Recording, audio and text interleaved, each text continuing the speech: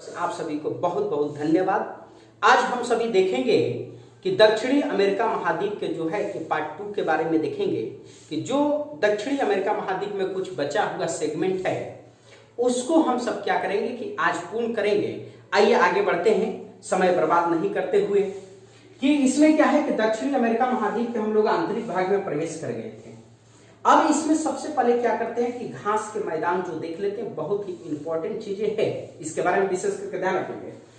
तो एक घास के मैदान की अगर ये बात करें तो ये अर्जेंटीना जो क्षेत्र में एक घास के मैदान मिलेगा, इसका नाम है पंपास। क्या नाम है कि पंपास। ये जो घास के मैदान है, ये जो घास के मैदान जो क्षेत्र है, इसको ध्यान में रखेंगे, इसका नाम है पंपास। पंपास घास के मैदान, पंपास घास के मैदान। अब इस पंपास घास के मैदान जो है, सबसे पहला प्रश्न यहां पर बनता है कि जो पंपास घास के मैदान है तो ये किस देश में विस्तृत है? तो अर्जेंटीना में विस्तृत है। दूसरी प्रश्न ये बनता है कि यह जो घास के मैदान है किस प्रकार के घास के मैदान है? शीतोष्णकटिबंधीय घास के मैदान है कि उष्णकटिबंधीय घास के मैदान है? तो दूसरी इसकी विशेषता क्या है कि ये शीतोष्णकटिबंधीय घास के मैदान है। इस बातों को विशेष करके ध्यान रखें। इसी घास के मैदान में एक अल्फा अल्फा नामक घास पाया जाता है। कैसा?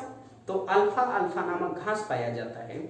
उस घास में सर्वाधिक प्रोटीन होता है। यही कारण है कि इसी घास के मैदान में आपको क्या अर्जेंटीना के सर्वाधिक आपको भेड़, आपको गाय भैंस पाली जाती है। वो भी किस लिए? दूध के लिए नहीं, उसको फ्लोटिंग के लिए, काटने के लिए, उससे मांस के लिए।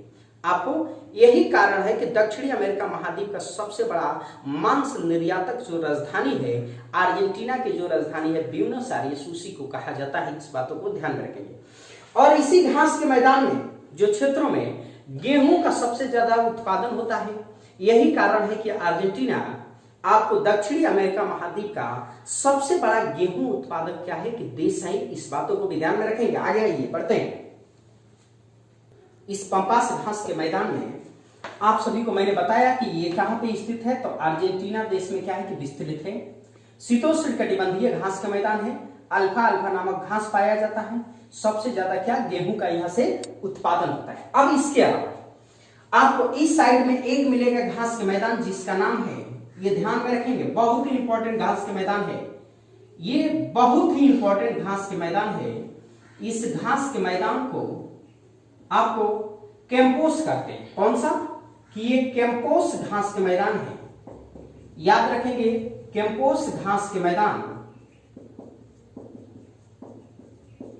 अब इसके साथ क्या विशेषता है कि ये जो है, याद रखेंगे इसके बारे में विशेष करके कि कैंपोस घास के मैदान ये किस देश में स्थित है? तो ये ब्राजील देश में स्थित है। ब्राजील देश में। कहां पे स्थित है? ब्राजील देश में। यह उष्णकटिबंधीय घास के मैदान है। कैसा? कि उष्णकटिबंधीय घास के मैदान है। दूसरी एक बार प्रश्न पूछ दिया कि यह ब्राजील के किस दिशा में स्थित है, किस दिशा में स्थित है?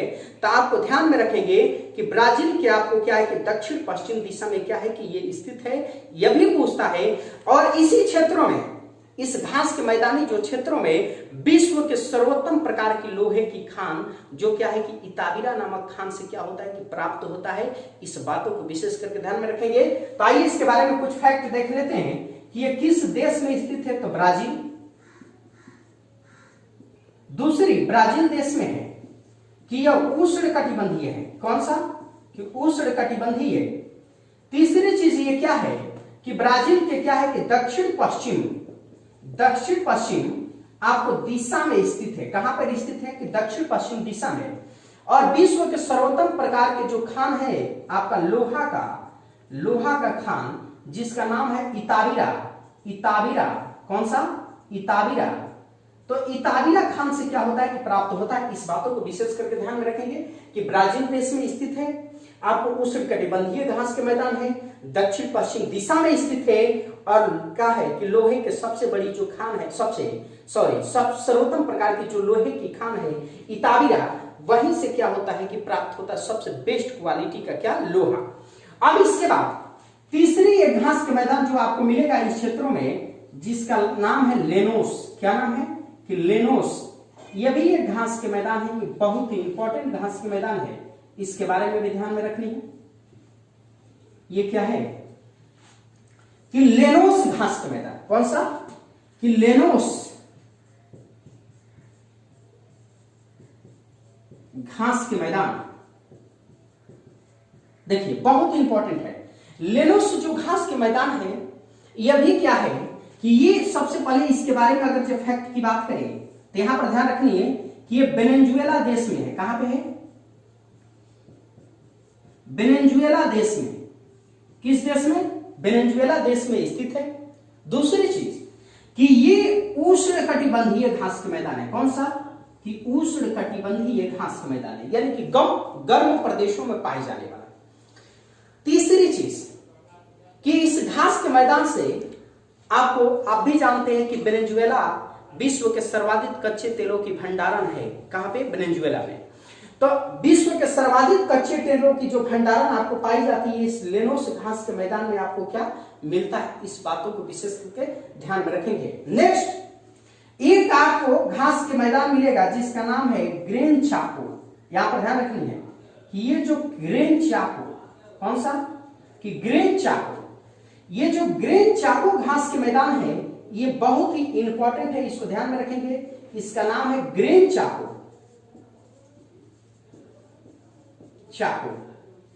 ग्रेन चाको जो घास के मैदान है, चाहे ग्रेन चकाको कहीं कहीं लिखा हुआ मिलता है, ग्रेन चकाको, ये उष्णकटिबंधीय घास के मैदान है। जनरली ये दो देश में विस्तृत है, एक तो पराग्वे और दूसरी क्या कि अर्जेंटीना। कितने देशों में विस्तृत है? तो दो देशों में। यहां पर इसके बारे में फैक्ट थोड़ा सा जान लेते हैं कि ये आपको पराग्वे देश प्लस क्या अर्जेंटीना, यह भी उष्णकटिबंधीय घास का मैदान है। उष्णकटिबंधीय ये किस लिए प्रसिद्ध है? ग्रेन चाको किस लिए प्रसिद्ध है? तो आप यहां पर शिकारगाह के लिए प्रसिद्ध है। विश्व के सर्वाधिक जो शिकारगाह की जाती है ग्रेन चाको घास के मैदान में। हालांकि झाड़ियां के लिए यहां घास के तुलना में क्या होती है कि बड़े बड़े क्या झाड़ियां पाई जाती है, इस बातों को ध्यान में रखेंगे। तो ग्रेन चाको दो देशों के क्या है तो मध्य स्थित है। बहुत ही इंपॉर्टेंट चीज है, इसको भी ध्यान में रखेंगे, बहुत पूछे जाता है इसको विशेष करके। अब आगे एक आपको मिलेगा, देखिए बहुत इंपॉर्टेंट चीज इसको बताने जा रहा हूं। ये जो है कि जिसका नाम है सिलवास। क्या नाम? कि सिलवास। ये सिलवास जो है, सिलवास है क्या? तो ये विश्व के सबसे बड़ी उष्णकटिबंधीय वनों का क्षेत्र है। विश्व के सबसे बड़ी उष्णकटिबंधीय क्या वनों का क्षेत्र है। इस क्षेत्र में सबसे ज्यादा आपको उष्णकटिबंधीय वन कौन सा है? कि आपको सिलवास। ये आपको अमेज़न घाटी क्षेत्रों में पाया जाता है और लगभग ब्राजील के 3-4 देशों में इसका विस्तार है। यहां पे जो वृक्ष होती है 180 मीटर क्या लंबी होती है, 180 मीटर। और इस वृक्षों में जो तना आपको कि लताएं पाई जाती है, इस जंगलों में जो लताएं पाई जाती है वो 8,000 किलोमीटर लंबी होती है। इस सिलवास को पृथ्वी की फेफड़ा बोला जाता है। इस सिलवास को पृथ्वी की फेफड़ा बोला जाता है। ऐसा क्यों? कि पूरी दुनिया के आपको क्या है कि 29% जो ऑक्सीजन का जो उत्सर्जन करता है वो सिलवास ही करता है। कौन करता है? कि सिलवास करता है। 29% ऑक्सीजन का अकेले आपको सिलवास से क्या होता है कि उत्सर्जन होता है। दूसरी चीज कि इस सिलवास वन के जो क्षेत्रों में आप जाएंगे तो प्रतिदिन आपको शाम को 4 बजे क्या होगा कि बारिश आपको क्या होना तय है। इस बातों को भी विशेष करके ध्यान में रखेंगे। तो जो सिलवास से रिलेटेड इंपॉर्टेंट फैक्ट की अगर जब बात करें कि सिलवास से रिलेटेड अगर जब इंपॉर्टेंट फैक्ट की अगर बात करें तो विश्व की सबसे उष्णकटिबंधीय वनों का क्षेत्र है। क्या है कि वनों का क्षेत्र है। याद रखिए। दूसरी चीज क्या है कि इसे पृथ्वी का फेफड़ा भी बोला जाता है, और ऑक्सीजन जो है आपको पूरी दुनिया के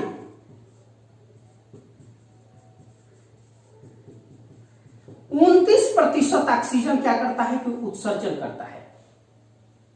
कि दुनिया के क्या होता है कि 29% ऑक्सीजन का उत्सर्जन करता है। इसको विशेष करके ध्यान रखेंगे। इससे रिलेटेड आप जान लीजिए कि ये जो घास के मैदान है, जो मैंने बताया था कि ये घास के मैदान 1 2 आपको 3 4 और ये 5, इस 5 में से किसी भी परिस्थिति में आपको एक पूछा जाता है, इसको गांठ बांध के रख लेनी है। एक यहां से पूछा जाएगा तो पूछा जाएगा, चाहे कोई भी कंपटीशन हो आने वाला, अगले अगर 5-6 महीने के अंदर कोई पेपर भी होगा तो वहां पर भी एक प्रश्न यहां से पूछे जाएंगे। इस बातों को ध्यान में रखेंगे। अब इसके बाद यहां से क्या पढ़ेंगे हम लोग कि यहाँ के झील के बारे में अध्ययन करेंगे। फिर आगे बढ़ते हैं। यहां से हम लोगों के झीलों के बारे में अध्ययन करना है कि अब झील की अगर जो बात करें तो इस पूरे दक्षिणी अमेरिका महाद्वीप के सबसे बड़ी झील की एक बात करें तो ये देखिए, ये झील है एक, इसका नाम है मराकाइबो। क्या नाम है कि मराकाइबो। ये मराकाइबो झील है। ये दक्षिणी अमेरिका महाद्वीप की सबसे बड़ी झील है, जो वेनेजुएला देश में क्या है कि स्थित है। ये खारे पानी का झील है। ये कभी क्या कि कभी सागर हुआ करता था, आपको कैरिबियन सी या अटलांटिक आपको महासागर के कुछ पार्ट है, किंतु ये जो दक्षिणी अमेरिकी महाद्वीपीय जो प्लेट है, इसको प्लेट को आपको क्या उत्तर पूर्व की ओर आपको गमन करने के कारण इसका भाग क्या हो रहा है कि आप सटते जा रहा है, तो एक झीलनुमा या आकृति क्या धारण कर लिया है। इसको विशेष करके ध्यान रखिए। दूसरी आपको झील यहां पे मिलेगी, सबसे इंपॉर्टेंट ये एक झील है, यहां पे याद रखेंगे इस झील का, कि इस झील का नाम है आपको टीटीकाका। टीटीकाका झील ये सबसे ज्यादा पूछता है। टीटीकाका झील क्या है कि विश्व के सबसे ऊंची स्थान पर स्थित नवगमन झील है। माने दुनिया के सबसे ऊंचा स्थान पर स्थित कौन सा किसी झील की अगर जो बात की जाएगी तो वो कौन सा है? टीटीकाका। नवगमन यानी कि नाव परिवहन उसमें होता है। दूसरी चीज कि यह झील क्या है कि सामरिक महत्व की झील है। सामरिक महत्व के झील ऐसे हैं क्योंकि ये पेरू और आपके क्या है कि बोलिविया के मध्य सीमा पर क्या है कि स्थित है। किसके किसके सीमा पर स्थित है? कि पेरू और बोलिविया के मध्य क्या है कि सीमा पर स्थित है। तो इसके संबंधित अगर ये विशेषता की बात करें, यहां पर ध्यान रखिए कि इसके संबंधित अगर विशेषता की बात करें तो यह विश्व की सबसे ऊंची स्थान पे स्थित नवगमन झील है। नवगमन झील याद रखिए, बोलिविया के पठार पे स्थित है। इस किस पठार पर अगर ये स्थित है तो बोलिविया है।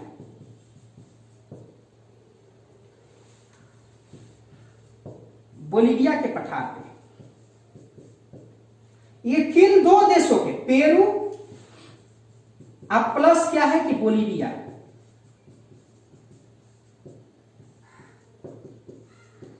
देश के मध्य आपको क्या सीमा बनाती है। ठीक है, यह सामरिक महत्व की भी झील है, इसको ध्यान में रखेंगे। टीटीकाका ये बहुत ही इंपॉर्टेंट है इसके बारे में। अब इसी प्रकार की एक झील मिलेगा आपको यहां पर चिली, आपको चिली झील भी मिलेगा, इसको ध्यान रखेंगे। आपको इधर अर्जेंटीना, ब्यूनस आयर्स तमाम प्रकार के झीलें मिलेंगे, मगर सबसे जो इंपॉर्टेंट झीलें हैं आपको मराकाइबो झील और टीटीकाका झील, ये दो झील बहुत ही ज्यादा पूछे जाते हैं। इस दोनों झीलों के बारे में विशेष करके ध्यान रखेंगे। अब नेक्स्ट इसके बाद क्या करते हैं कि पठार के बारे में देखते हैं कि पठार के बारे में हम सबको अध्ययन करना। जो पठार है यहाँ के बारे में, तो पठार की अगर जो सबसे बड़ी बात करें पठार की, तो एक यहां पर याद रखेंगे कि एक पैटागोनिया का पठार, ये पैटागोनिया का जो पठार है आप सभी ने कल देखा होगा कि पैटागोनिया मरुस्थल, मगर ये पैटागोनिया का पठार, पेटागोनिया,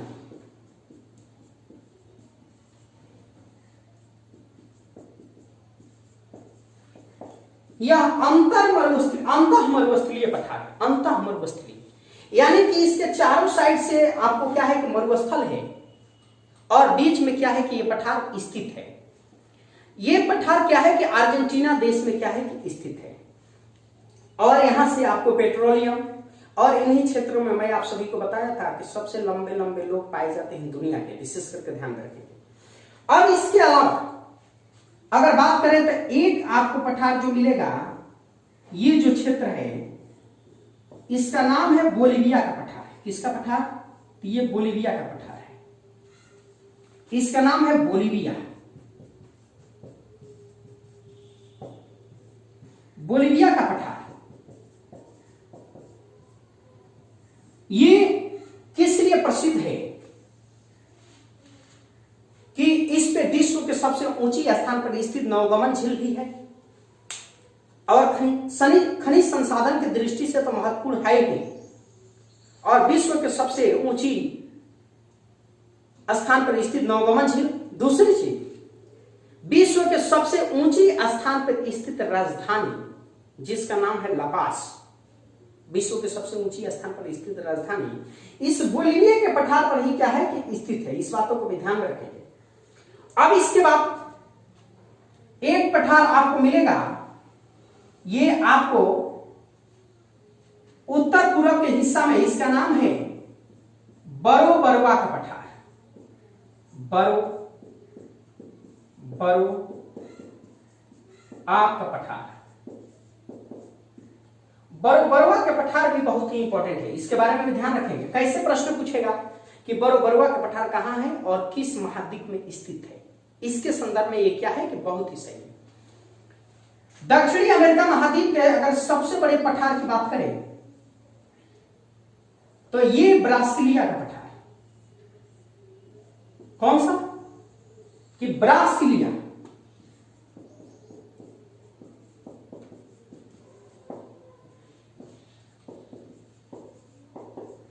ब्रासिलिया का पठार किस लिए प्रसिद्ध है कि विश्व के सर्वोत्तम प्रकार के जो लोहा है जो इसी पठार पे स्थित आपको इताबिना नामक खान से क्या होता है कि प्राप्त होता है, जो बहुत ही इंपॉर्टेंट है। और इन पठारी के जस्ट इसी पठार से आपको ब्राजील की एकता कहे जाने वाली नदी का क्या है कि उद्भव स्थल भी है, जिसका नाम है साओ फ्रांसिस्को। क्या नाम है? साओ फ्रांसिस्को, जिसको आगे देखेंगे। ये ब्राजीलिया के पठार है। इसके बाद इस ब्राजील के पठार और बोलिविया के पठार के मध्य एक पठार मिलेगा आपको, बहुत इंपॉर्टेंट, इसका नाम है माटो ग्रासो। माटो ग्रासो,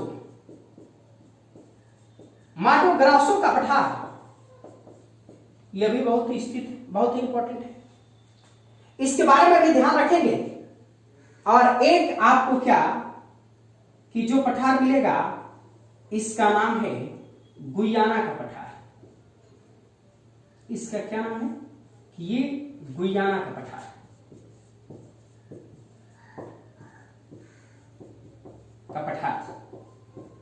सबसे अगर इंपॉर्टेंट की बात करें तो इसमें सबसे इंपॉर्टेंट जो है इस पठार को प्रथम, सेकेंड, ये थर्ड और ये फोर्थ, ये चारों पूछा गया है, हरदम पूछने की संभावना बना रहता है।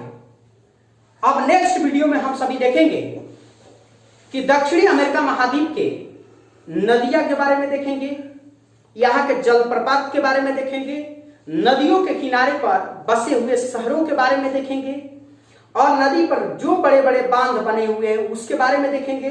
फिर वहां के खनिज संसाधन के बारे में देखेंगे और वहां के जो राजनीतिक भूगोल है उस राजनीतिक भूगोल को देखते हुए आगे बढ़ेंगे।